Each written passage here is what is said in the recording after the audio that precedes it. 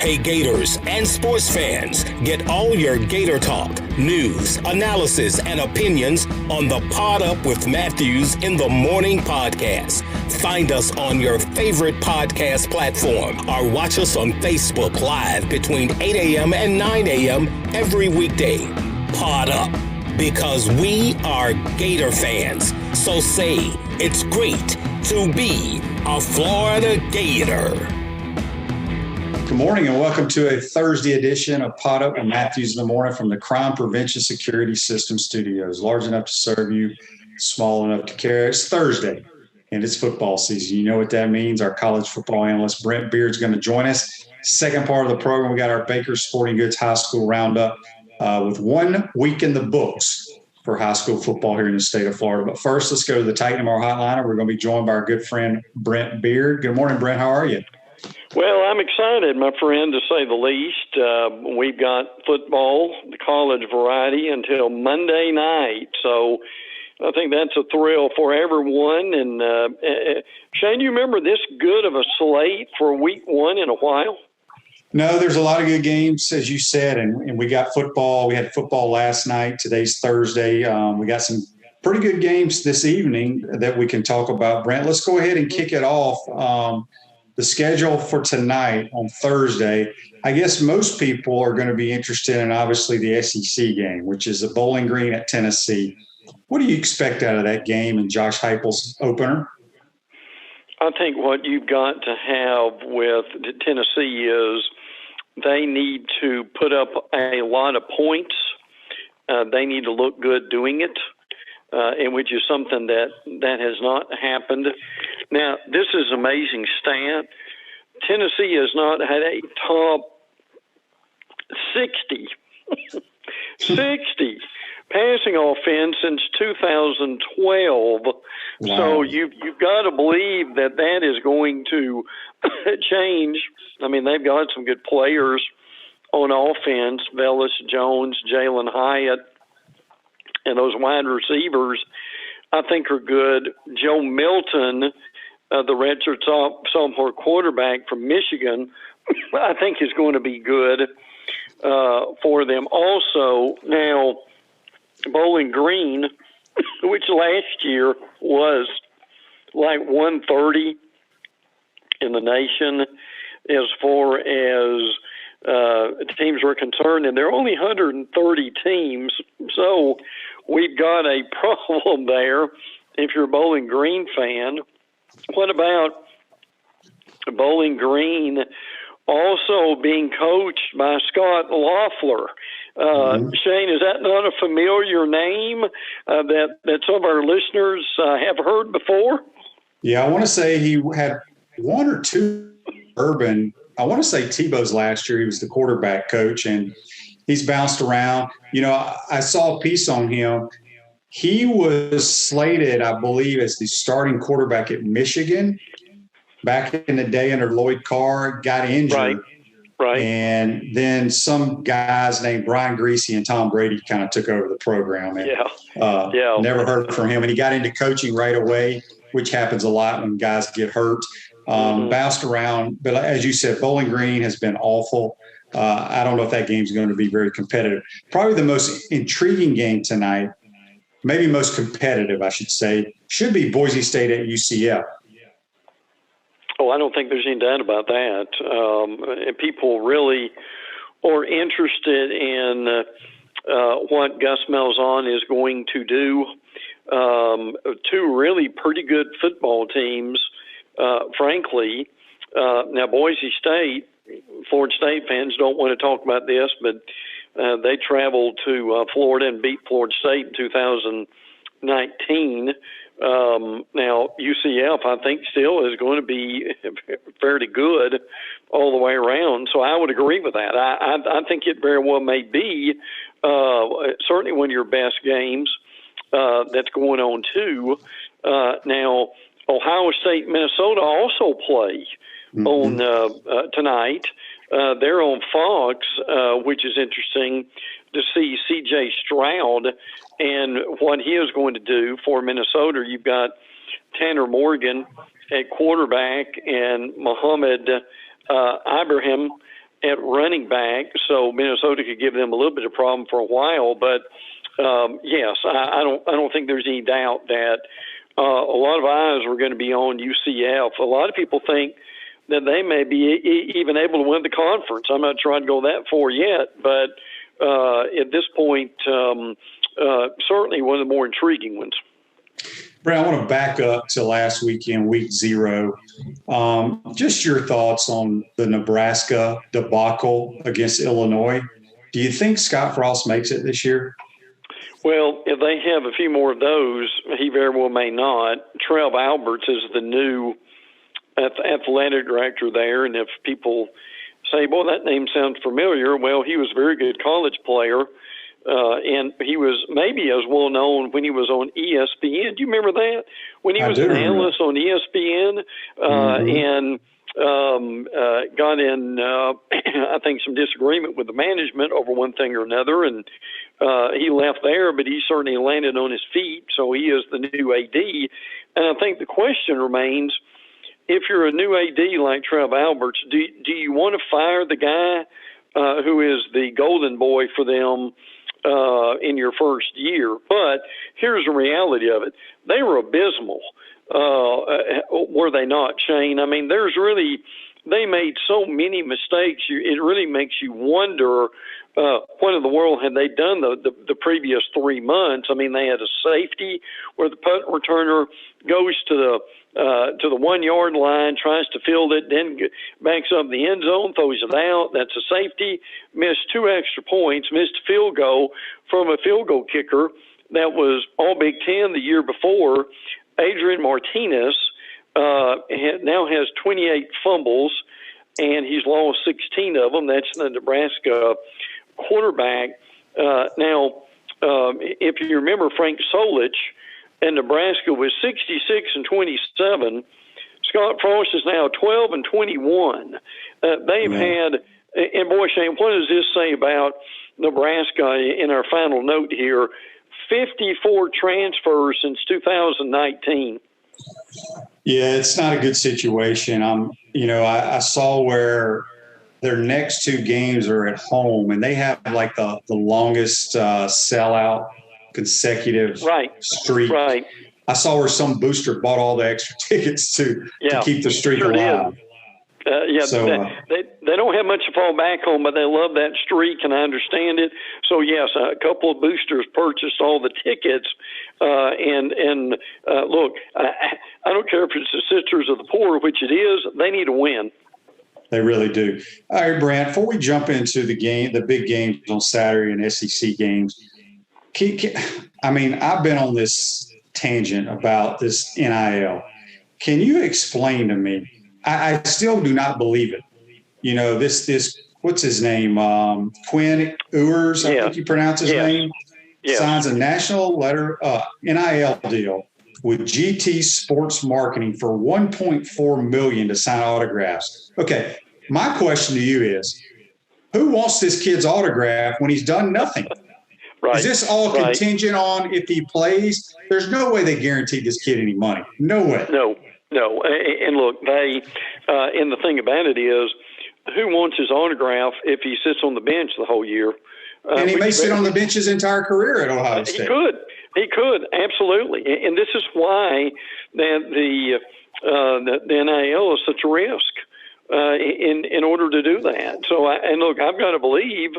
And look, I guess, it's great for the kid if that's guaranteed. But I'm with you, Shane. I mean, if you're GT Sports Marketing, if this kid's, let's say he's redshirted this year and doesn't play, and then next year he plays very little, at some point do you say, well, this was a good idea, but we need to pull the plug on this?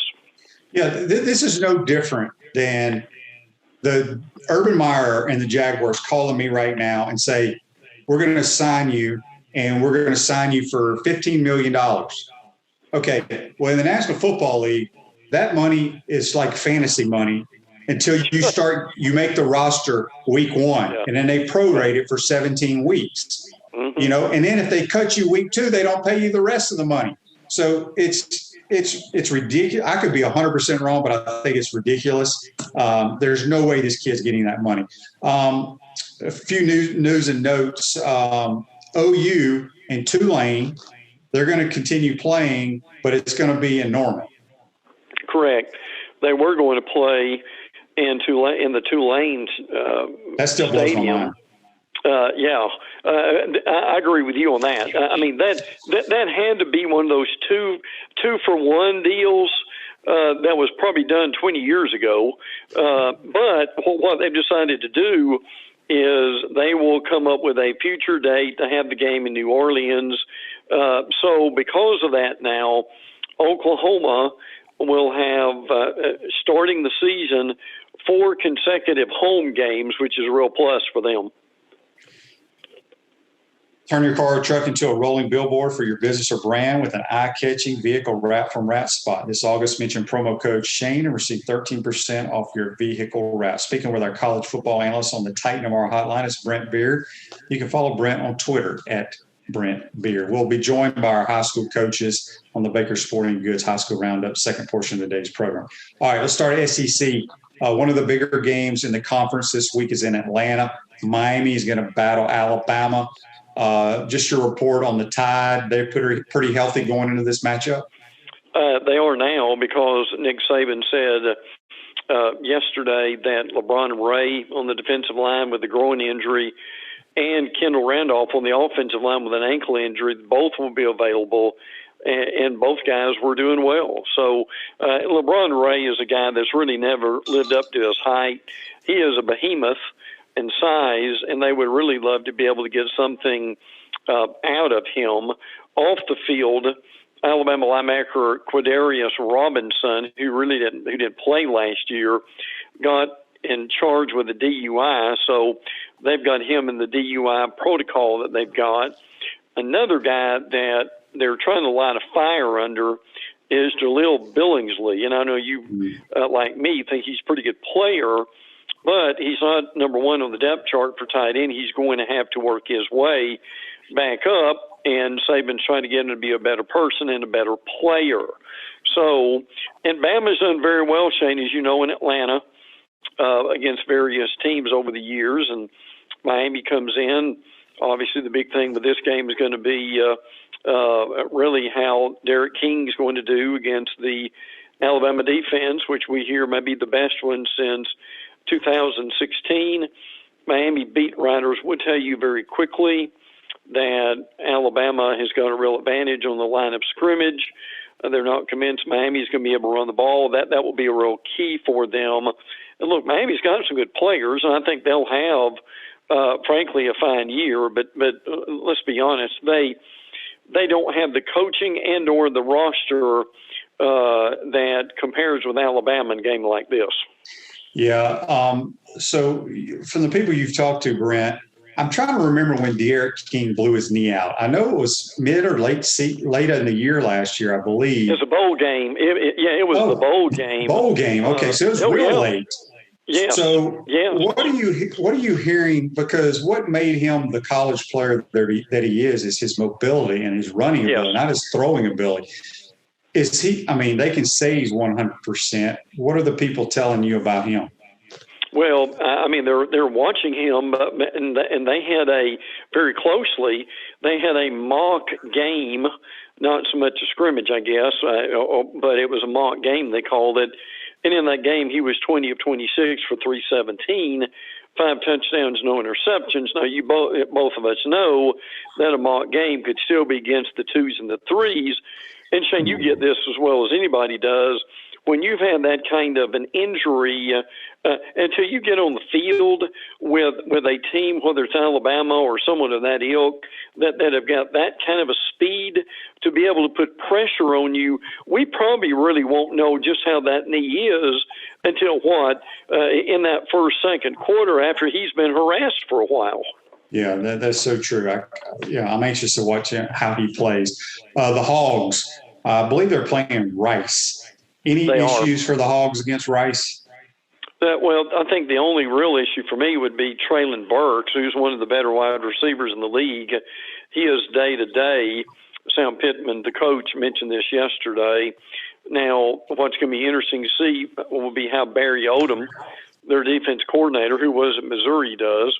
That they've got 10 starters back, so that's going to be a real plus for Arkansas. Grant Morgan, Jalen Catalon, a couple of guys that, frankly, are preseason All-American candidates, which could be impressive. I think they pretty well had their way with Rice. They only played 5 games last year, and now Rice has a pretty good defense. Didn't allow more than 140 yards rushing per game last year, but that may be more who they played than how good they were. But I think the Hogs will come out with a little bit of a confidence-building win here. What do you think about Auburn? They're kind of flying under the radar. This will be Brian Harson's debut against Akron. Is this a scary game for them, or do you think Auburn rolls? No, I think Auburn rolls. And as the Auburn beat writers told us this week, this is nothing to do with Akron. This is all about Auburn. And I think the thing we want to see is how is Patrick Nix particularly going to do with this new offense with Mike Bobo, Derek Mason, the new defensive coordinator. I think that's going to be impressive. Akron last year, the defense was 124 out of 128 or 130 teams, whichever figure you go by. But I think that's going to be the big thing there with Akron. Now, Terry Bowden was there. He has left. We'll talk about him in a few minutes. But it'll just be good for Auburn to get on the field. This is a game they need because in 3 weeks, the same weekend that Bama plays Florida, you've got Auburn going to Penn State, which will be a big game. No doubt. Gators getting ready for Nicosi Perry and the FAU Owls. Well, and again, probably maybe a bigger deal than needs to be about for the first time in 2 decades, Florida will wear white uniforms at home. I'm curious if you have any necessarily opinion on that. That's not. I love all white. It's my favorite uniform. I don't know. I could understand if we were playing at noon, but it's a 7:30 game. I don't know. It's probably something that the kids wanted to wear, and Mullen signed off on it. Oh yeah, I think that's probably true. Andrew Chatfield, the linebacker, is transferring, so hopefully he will do well. But I mean, all eyes will be on the quarterbacks, Emory Jones and Anthony Richardson. Now, for FAU, former Miami quarterback Nicosi Perry is going to be quarterbacking them. And I'm just going to be real honest here, and he's not very good. So hopefully he's improved a little bit. Shane, I know you probably remember him at Miami. I mean, he was up and down and all around. I coached against him in high school when he was at Vanguard. Yep. And I mean, he came out of heralded, frankly, at Vanguard. Willie Taggart is your coach at FAU, and I'm going to say, Shane, that this will be probably the worst coach opponent that Florida plays the whole season. I would agree with that 100%. And we will move on from there. Kentucky and the Fighting Terry Bowdens are rolling into Lexington. Do the I don't know, they're not called the Indians anymore. What are they called? The Warhawks or something like that? Yeah. They have a chance?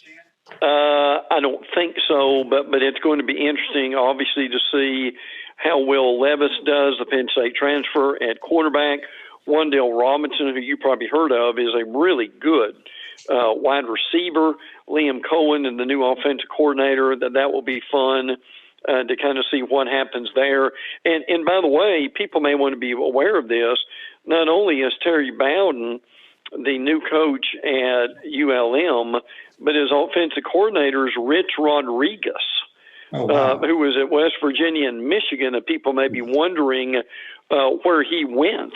So yes, I think it's a good win for Kentucky. But Shane, you and I both know they really need to do a good job with their passing game compared to what they've done the last few years. Yeah, and they got a guy from the old Rams passing game coordinator or whatever. So Correct. We'll see if they've improved throwing the football. I need to see it. Let's get to two of the big games in the conference, Brent. I think that most people have their eyes on. Obviously, Georgia's playing Clemson. I know Georgia has a lot of injuries. I'm still not sure about Clemson. How do you see this playing out in Charlotte? Well, I think Georgia wins, but the more I hear about Clemson, the better I think they probably are. This Clemson is not the Clemson people saw in the playoffs. They are healthy, and they will be ready to go, and they're going to be very good. There's no doubt about that. I mean, I think the thing you've got to look at, Justin Ross is back at wide receiver. Uwe Ungalale, the quarterback for Clemson. Now, is he Trevor Lawrence? No, but he's very good. I mean, Shane, this kid's basically 6'5", 240. Yeah, he's a big dude. I mean, he really is. Now, two things about Clemson people need to know. One is they're about 10 deep at wide receiver, which people don't give enough credit for. And the other thing is that they are very, very, very good on the line of scrimmage on the defensive line. So Georgia's got to be careful. They've got to retool a little bit. Really interesting quarterback battle with J.T. Daniels. One real good note for Georgia, Dominic Blaylock is back. He's practicing, not ready for this game yet, but that's coming. Darnell Washington is out, the tight end. Now, I heard this today, and I'm going to give Mike Farrell of Rivals.com credit for this. He said what he's heard in his sources is that Eric Gilbert is back on the Georgia team. And he also had a caveat of, but it doesn't mean that he's going to play. So I wanted to at least throw that in there and just kind of see where that goes. Tyke Smith is not going to play for Georgia, but Latavius Brenny is going to replace him. But look, this is going to be a gem of a game, I think, Shane. I'm curious what you think about it. It's got all kinds of ramifications to it. Top 5 game between two very good teams. Now, the loser of their season is not over. Let's be real clear about that. They'll get a lot of credit for the competition. But at the same time, and look, would it surprise you at all, Shane, if this thing went either way? Yeah, I'm not sure. For some reason, I think Georgia's going to win the game, and I think it's because I saw how Clemson's defense was last year, especially up the middle. I thought they were very weak there late in the year. And again, they were injured. They probably added some players. I think this is a big game for Kirby Smart and Georgia because they haven't won those big games like people expected them to. So we'll see. It should be very entertaining. Brent, the other big game in the SEC, LSU, who's had to vacate New Orleans. They've been in Houston, I believe, going out to the West Coast to play UCLA. I watched UCLA. They were impressive. They ran the ball well against a bad Hawaii team. But their quarterback can't complete passes. And if he can't complete throws, I think LSU has way too many athletes for UCLA. Oh, they do. I agree with that totally. Their roster is significantly better than UCLA's. Now, everybody's foaming at the mouth about the UCLA quarterback, Dorian Thompson-Robinson. I mean, I'm with you. I think that's still kind of sketchy. And I can tell you that Thompson-Robinson has not seen Derek Stingley Jr. yet and Eli Ricks. And look, the LSU's line of scrimmage is going to overwhelm them at some point. Now, this running back, Zach Charbonnet, for UCLA, he had over 100 yards, and he was pretty good too. I don't know if you saw the aerial view of the crowd. There wasn't 5,000 people at that game. Shane, they announced 32,000 there, but listen, that's exactly right. There's no way. It wasn't even. It was only a fraction of that. LSU will have more fans, but people are fascinated with this game because, I mean, it's like 3.5 or something like that, which, I mean, I don't gamble, but my goodness, that's sure money for somebody. I think it's a blowout before it's over. And But the intrigue is UCLA's played a game, LSU has not. And my question, Shane, is that going to make really that much difference here? I don't think so. I just think I don't think LSU's coached great. And I have no idea about their two new coordinators, but I just think they're going to win just having better talent. Yes. The other game that I almost forgot about, Ole Miss and Louisville are playing. I think that's Monday night. It is. Any issues here for Ole Miss? Well, Scott Satterfield is a tremendous coach for Louisville. Mm-hmm. I think they're going to be better. But what Matt Corral, and look, he and Lane Kiffin and Jeff Lebby, the OC, have had quite a while to kind of plan for this game. So that I think that's going to be fun to watch that. And listen, the strangest story that we've heard in a while is South Carolina plays Eastern Illinois. Now, what's strange about this is Luke Doty is the quarterback for South Carolina. He hurt his foot. He's not going to be able to play. Now, this is a sure win here, but what's interesting thing about this is that the quarterback for South Carolina is a kid named Zeb Nolan, who is a grad assistant on the staff. And they made him into a quarterback for this game. I'm curious, Shane, if you've ever heard of anything like this. And look, they've got two really good running backs, and Kevin Harris and Marshawn Lloyd. All they'll need to do is pitch the ball. But is that one of the more bizarre things you've ever heard of? Yeah, the kid's trying to get started in his coaching career, and I'll be dang, they say, buddy, we need you to go suit up. We're going to have to play you on Saturday night. Yeah, that's crazy. Brent, the big game in the ACC this weekend, well, there's two really. I mean, North Carolina on Friday night, tomorrow night, they play Virginia Tech. I think they win that game. But Notre Dame is traveling to Tallahassee. Do the Semis have any chance in this game? Well, I certainly think that they can make this interesting, particularly if here's your key, is if the offensive line for Florida State is better. I think that's going to be huge for them. And who's the quarterback going to be? Could it be Mackenzie Milton if he comes back, or Jordan Travis? I think that's something that we need to keep our eye on. Notre Dame has a new quarterback in Jack Cohen. So I think they'll run Kyron Williams, are running back a good bit. There's going to be a lot of Bobby Bowden tributes during this game, as you can imagine. But look, I love this game on Sunday night. Frankly, I wish there were more Sunday night games on Labor Day weekend. Certainly, I think could be very entertaining, and it would do Florida State, Shane, wonders, would it not? To me, even if they don't, I hate to throw a moral victory in here, but you'll get this. Even if they don't win, if they could take this game to the fourth quarter, I think that would do wonders for them. Yeah, that's true. They need to be competitive. Brent, you got any nuggets before we let you go? Well, and listen, but by the way, you mentioned that North Carolina, Virginia Tech game. Sam Howell is going to be absolutely tremendous too. I think just to catch people up. By the way, there are 3 ACC games tomorrow night: Duke at Charlotte, and Old Dominion at Wake Forest. Also, some games we didn't talk about a whole lot. Central Michigan at Missouri. Jim McElwain is the Central Michigan coach.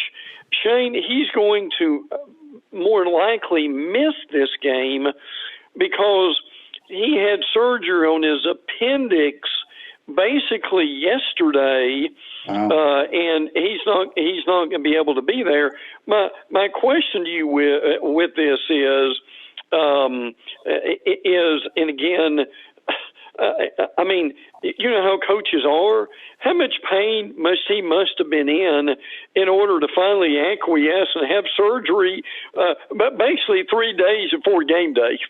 Yeah, that it had to be pretty bad. Brent, good stuff as always. I want to read This Day in Sports, brought to you by our good friends at Comfort Temp. Comfort is our business, peace of mind is our promise. Comfort Temp's now hiring team members with all levels of experience. Great culture and benefits. $1,000 signing bonus. Give Comfort Temp a call, 352-376-2366. This day in sports, in 1989, some guy that's a star in basketball, some guy named Michael Jordan at age 26, got married to Juanita at the Little White Chapel in Las Vegas. Did you know that? I think that had escaped my memory. So always good to be reminded of that one, isn't it, Shane? Yeah, I didn't know he got married out in Vegas. But, Brent, good stuff as always. A lot of games to talk about for next week. Enjoy your weekend and be safe, my man. And, Shane, as I go here, keep your eye on that Louisiana at Texas game with Billy Napier. Shane, would it shock you if Louisiana beat Texas on Saturday? It wouldn't shock me one bit. And what's interesting is I think Sarkisian is starting, I think, a true freshman because if you remember last year's bowl game, Texas played another kid because I can't remember if their starting quarterback, I can't remember his name right now, but I think he was out. Kid played great. They won, but he got beat out apparently by Sarkisian. So, watch out for the Raging Cajuns. There's no question. Shane, always enjoy it, my friend. Enjoy the games, and we'll look forward to next week. Yes, sir. That's Brent Beaird. Join us on the Titan MR hotline, and you can follow Brent on Twitter at Brent Beaird. We're going to take our first time out of the program. When we come back, we'll kick off our Baker Sporting Goods High School Roundup. You're watching and listening to Pot Up with Matthews in the Morning from the Crime Prevention Security System Studios. We'll be right back. We want to take this moment to thank all our sponsors who keep the show going and pay the bills. Our premium sponsors are Crime Prevention Security Systems, large enough to serve you, small enough to care. Titan MRI, Gainesville's only locally owned and operated MRI facility. Meldon Law, won't back down. Peachland Dental, Gator Nation's first choice for dentistry in Port Charlotte. Comfort Temp, comfort is our business, peace of mind is our promise. QC Kinetics, live pain-free with QC Kinetics. Great Clips. Our Gridiron sponsors are Auto ER, UF Bookstores, Celebration Point Town Center, Center State Bank, Chris Doring Mortgage, Silverback Concrete Company. Some of our touchdown sponsors are Campus USA Credit Union, Adams Rib Company, Doreen Weeby Realtor Caldwell Banker MM Parish, Gator Dominoes, Celebrate Primary Care, Gator Bait Media, Rat Spot, Okido America, Gators Dockside, Style Cuts, Ironwood Golf Course, Big Meals Cheesesteaks. If you are interested in promoting your business on the show, visit potupwithshane.com and click the advertise button. Again, thank you to all the great businesses that support the show. If you like what we are doing here, make sure you follow us and support the businesses that support us. Are you tired of being sidelined by nagging pain? Hi, I'm Emmett Smith, Hall of Famer and Dance with the Stars champion. Happy to tell you about QC Kinetics and their biologic therapies for treating pain without drugs or surgery. Are you suffering from chronic pain in your hips, knees, shoulder, or lower back? Are you tired of living with arthritis pain? QC Kinetics offers natural pain treatment that can repair and restore damaged tissue in your joints. Listen, I know pain, and I've seen firsthand how powerful biologic therapies can be. Patients at QC Kinetics rave about their result because they're getting their lives back. They are getting moving again. These exciting regenerative treatments used to be available only to pro athletes like Emmett. Now they're available to anyone thanks to QC Kinetics. Call today for your free consultation. Get long-lasting results from my friends at QC Kinetics. Call QC Kinetics 352-400-4550. In North Central Florida, call 352-400-4550. QC Kinetics 352-400-4550. Welcome back to the Crime Prevention Security System Studios, large enough to serve you, small enough to care. Celebration points where the Gators go to celebrate with premium brands like Nike, Bass Pro Shops, Regal Cinemas, Le Macaron French Pastries, Dave & Buster's, Palmetto Moon, and now open the HBC's new restaurant, Spurrier's Gridiron Grill. Make your reservations today at spurriersgridirongrill.com. We will see you at Celebration Point, where the Gators go to celebrate. Now we're going to go back to the Titan MR hotline. We're going to head down to Bellevue, and we're going to be joined by the head football coach of the Rattlers, former Gator running back, former sideline reporter, Brady Ackerman. Good morning, Coach. How are you? I'm doing great. Belleview, South Ocala, just a short, probably about a driver 7-iron for you, Shane, to Gainesville. Yes, no doubt about it. As long as it hits several times on I-75 pavement, I probably could get there. So, Brady, you got your first victory as the head ball coach there at Bellevue last week over Umatilla. Just talk briefly, were you pleased with the performance? Oh, yeah. I mean, the effort, the attitude of our players, the way that we played, flew around, overcame some adversity.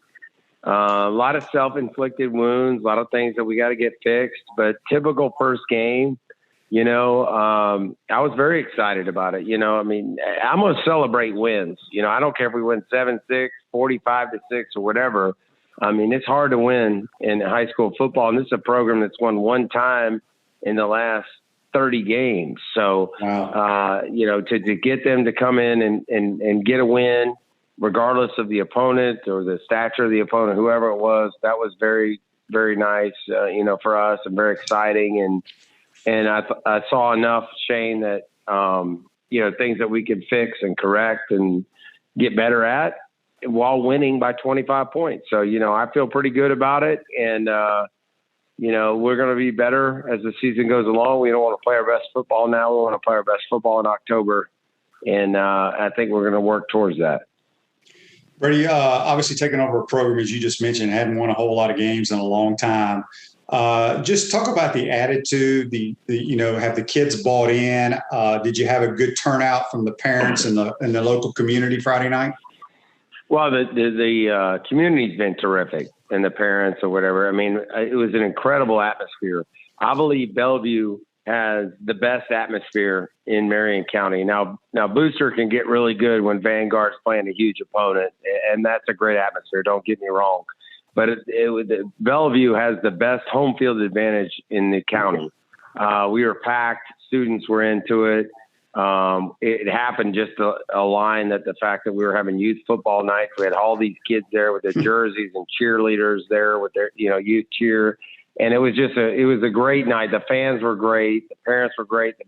The boosters, it was just a great opening night for us. And, the community of Bellevue is considered part of Ocala, but it's South Ocala. So, we have our own community. So we have a lot of people, we can shut a couple of restaurants down, a couple of gas stations down and get people there and make it a real fun place to be at. And it was a great environment. I was very excited about it. And I can't wait till our next home game, which will be a district opponent in a couple of weeks. Who do you got tomorrow night, Brady? Well, we're going to play Bronson. And let me tell you this. This was a game like Umatilla that was already scheduled when I took the job. Okay, I didn't schedule Umatilla and I didn't schedule Bronson. I scheduled the rest of the games plus, our district. And Bronson's I got to be honest with you, I think they're better than Umatilla, the team that we beat last week. They're very well coached. They got some good athletes. They got some size. They're a smaller school, so people are going to sit there and say, "Well, you're supposed to go in there and win that game," but to be honest with you, they're very capable of beating us. They got some good players, and they're very well coached. And I've been impressed with what I've seen on film. And, we're going to make the 1-hour drive up there near Gainesville, and we do. And I'm sure he's going through the same stuff that I am. But it's going to be fun. We're going on the road for the first time. I know people think we're a bigger school. We're supposed to win, but they scheduled us because they thought they could beat us. That's the reality of it is they wouldn't schedule us if they didn't think they could beat us. So we got to go out there tomorrow night or tonight and perform. Yeah, make sure the buses show up on time on those road trips. You never know with those yellow dogs if they're going to get there on time. Well, we ordered 4 of them, because we're taking the cheerleaders, we're taking the managers and staff, and the Shane, you're a bus 3 guy.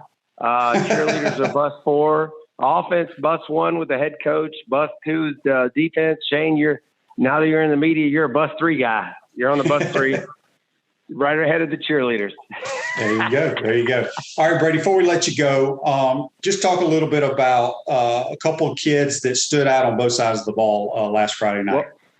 Well, let me just say this. We had a kid who's a great high school football player. You know what that means, Shane. He's not going to get recruited. He's probably going to graduate high school and go do something different.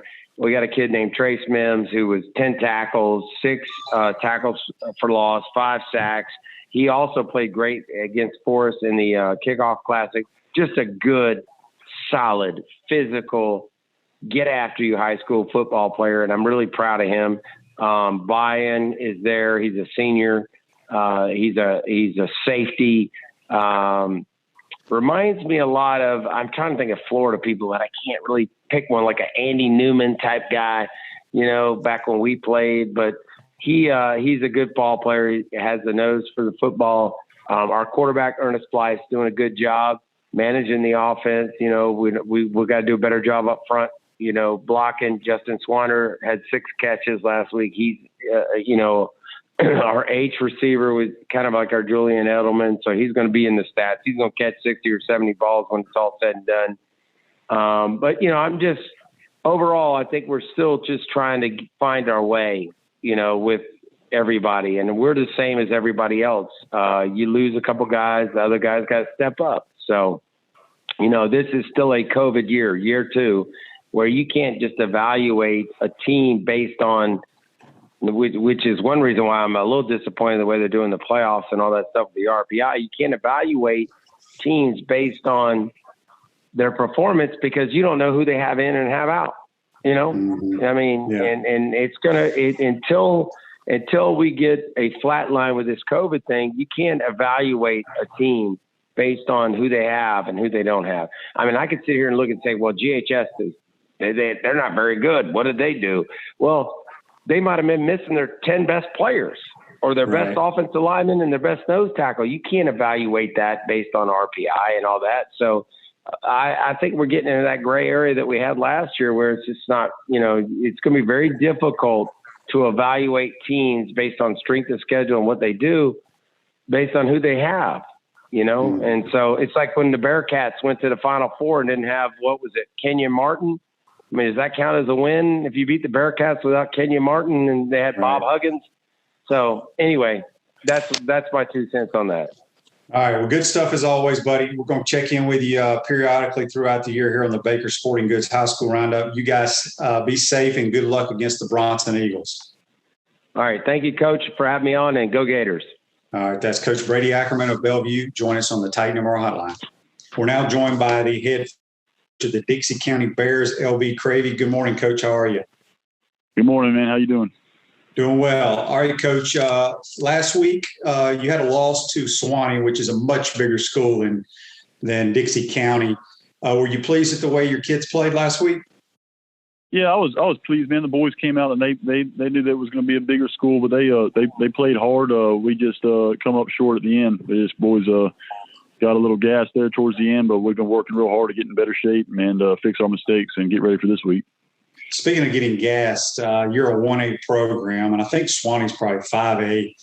How many kids do you have playing both ways? I'd say anywhere between 7 or 8 most of the time. They a lot of the boys switch over and go both ways, special teams. It's just the nature of 1A football. Yeah, so when your opponent this week, it's a big rivalry game against the Trenton Tigers. When you look at Trenton on tape, what stands out? The boys are like us. The boys go hard. They're really good at what they do. Running a lot of wing T style football, power, a little bit of veer and option, kind of what we. It's kind of a lot of what we kind of run. So it's been really good for us to practice against because a lot of times when our teams we go against our offense, it'll be a lot of the similar plays. But Trenton's always been a small town football, tough nosed boys jumping over on both sides of the ball, and it's always a fight. LB, when your team, do you have a lot of seniors on this squad? Yeah, we have I believe 13 seniors this year. Wow, that's quite a few. So when you look at like right now, would you say y'all are much better an offensive football team or on defense? I'd say we're still coming around on our offensive scheme where the boys are just kind of getting the option, with the option, it's pretty complex, and they're picking it up every week. We seem to get, better and better. Had a great day of practice today. Defensively, the boys been flying around, making tackles. I was really impressed with the way we played defensively the other night and offensively. But defensively, I feel like our boys have a little bit more of an edge than our offense so far, but our offense is definitely growing. Now, you being a former quarterback yourself, you just talked a lot about option game. Y'all have to throw a few passes every now and then, right? Oh yeah, I mean, well, the good thing about the option game is that you got to respect it. And when you don't, it gives holes in the defense that we can start throwing the ball. So we do mix it up. We've got some very talented receivers that can go up and get the football, and but our option game is our main focus. But when people start playing the option, that opens up the pass for sure. Yeah. So when you look at this game against Trenton on Friday night, what does Dixie County have to do to come out with a W? We gotta read our keys, play sound football, play 4 quarters. That's something that we've been really working on this week, as far as getting in better shape and being able to play all 4 quarters, and just don't make mistakes that give up big plays, spill the ball, make sure that we rally the ball, make tackles, hold on to the football. Turnovers were a little bit of an issue last Friday that we've been working on to fix up. So we got to make sure that we hold on to the football and just make sure that we tackle and just play our game, and we should be fine. Coach, have you had a lot of issues with COVID this year, and what's been the difference? Because last year we didn't really know about high school football, but has it been tougher on the kids and the coaches this year or last year? I would say last year was a little tougher because we were new to it all, and you'd come to school, and we still battle this like all schools. You come to school, and if a kid's sick or exposure, that in 1A football especially, that hurts you because you don't have very many. But I feel like we were a little more knowledgeable on it now, and making sure that the boys, take the precautions, distance themselves, and but it's every day it's a mystery, what's going to happen. But for the most part, I'd say this year we were a little more knowledgeable of the situation. We're able to tackle a little better than last year. All right, Coach. Well, good luck to the Bears against the Tigers. We'll catch up with you throughout the season. Y'all stay safe and have a good game Friday night. Thank you, Shane. Appreciate it. Yep, that's LB Cravey, the head football coach of the Dixie County Bears here on the Baker Sporting Goods High School Roundup. We're now going to be joined by the head football coach of the P.K. Yonge Blue Wave, Coach Kevin Doelling. Coach, how are you? I'm doing well. We had a beautiful day. Yeah. Hey, I want to talk to you. You're the new football coach there. You got your first victory as the head ball coach at P.K. Yonge against Eastside, a big city rivalry game. Just talk a little bit about that game on Friday night. It was a lot of fun. Our kids came out. Obviously, first game, you're going to see some issues, and you got to iron some things out. But the boys came out with energy and intensity. Obviously, with a rivalry game like that, it's not hard to find some motivation. You know what I mean? But the kids came out. They executed well. They had a lot of fun playing, and at the end of the day, our boys played great, and we got the win. So when you look back at the tape, what stood out the most to you? Offense, defense, special teams, combination of everything? So I'll say a combination of everything. And when you say stand out for me, as a coach, it's sometimes it stands out for the good, sometimes it stands out for the bad. And luckily enough, we had some really great play from a couple of players. When first and foremost, you talk about a guy like Aaron Small. I've said it a couple of times already, but I still believe it. He is 100% the most underrated player in Florida. He's 6'3", 220 pounds, and runs like a deer and hits like a truck. Whether he's on offense or defense, he's out there to make a play. And then you follow it up with a speedster like Jaron Hamilton, and we got guys on the outside like Cam Pedro, and running back Kendrick Wooden. So many guys on offense and defense who can produce at a high level. I'm really blessed to be at PK and have that opportunity to coach some of these guys. How many guys do you have playing both ways? Starting both ways, we're limited, honestly. I think we only have maybe 1 or 2, but we get guys on both sides of the ball. Each and every guy has a position on both sides, and really, honestly, I think each and every one of them filled both sides during the East Side game. We had a little bit of humidity, and we had some cramps, so we had to roll some guys in who aren't, first and second team. They even came in and did a great job. So I was really impressed with our depth and our understanding of both positions, both offense and defense. So you sit at 1-0. I believe you have Hawthorne tomorrow night on Friday night. Obviously, we know what Cornelius Ingram's done with his squad at 1A football. They've played for the state title last year. What do you see on tape when you see look at the Hornets? Kids who play confident and really fast, and what CI has done over there at Hawthorne, it's so impressive, and hats off to him. I've been sitting here, I've been at PK for, which will be now an 8th year for me, as an assistant, and I've watched us play Hawthorne a handful of times, and I've watched a very, very talented football team from Hawthorne beat us consecutive times. So I know what it is going in. I know the rivalry, and I know whoever executes and plays most confident is going to win that football game. Is this a home game for you guys? Yes, sir. So let's talk a little bit about COVID. I don't know if you've had any issues with COVID on your team this year. Are they allowing on campus full capacity if people want to come watch? So if you want to be at the game, the tickets will be sold at the gate. It is open to everybody right now. Good deal. Good deal. All right. So when you look at, as you said, you saw a very talented team that plays hard, plays fast for Hawthorne. In order for you guys to get a W against the Hornets, what does PK have to do? We're going to have to execute on offense first and foremost. We're going to have to hit the short and the intermediate passes. And then when it comes to defense, we got to stop the run. I think that was one of our priorities this week during practice, is emphasis on our run fits and filling our gaps. And then again, with the special teams, we have to be perfect. It's an underrated asset or facet of the game, And I think we put a whole bunch of emphasis on it this week. We're going to be really clean about it this week. What is PK classification nowadays? We're 3A. 3A. Okay. So you don't have a district, correct? No, sir. Okay. So basically you just have to accumulate wins and then figure it out at the end if you make the playoffs or not. Right? Yes, sir. Which is why we're happy to have Hawthorne on the schedule. When they are a playoff team year in and year out, they definitely give a boost for us on our schedule, our strength of schedule. Yeah. Well, good luck to PK. We'll have you on periodically throughout the year here on the Baker Sporting Goods High School Roundup. Good luck to the Blue Wave against the Hornets. Thank you, sir. I appreciate it. All right, Coach, take care. We're going to take our final time out of the program today. We come back, we'll wrap up this Thursday edition. We want to take this moment to thank all our sponsors who keep the show going and pay the bills. Our premium sponsors are Crime Prevention Security Systems, large enough to serve you, small enough to care. Titan MRI, Gainesville's only locally owned and operated MRI facility. Meldon Law, won't back down.